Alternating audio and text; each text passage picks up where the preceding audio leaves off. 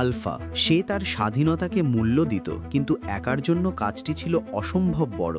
গর্ব নিয়ে সে যাত্রা শুরু করলো, কিন্তু প্রথম ধাপেই তার পুরো পরিকল্পনা নড়বড়ে হয়ে গেল। ছোট্ট পিপ সাহায্য করতে চাইলেও আলফা অহংকারের বশে তাকে উপেক্ষা করে একাই এগিয়ে গেল।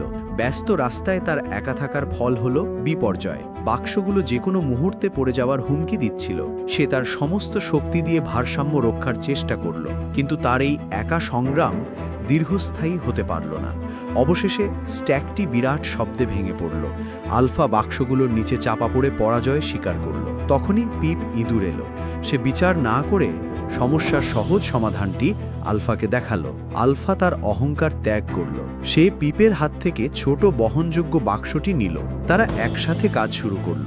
দলগতভাবে তারা দ্রুত এবং সহজে কাজটি শেষ করে দেখালো।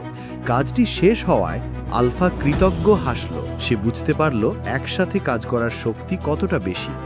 সে নিজের দিকে তাকালো। তার পুরনো কঠিন মুখের বদলে স্বস্তি আর শান্তির ছাপ ছিল। আসল সত্য হলো, একা থাকা ভালো, তবে প্রয়োজন হলে সাহায্য চাওয়ার জ্ঞানই হলো সত্যিকারের শক্তি।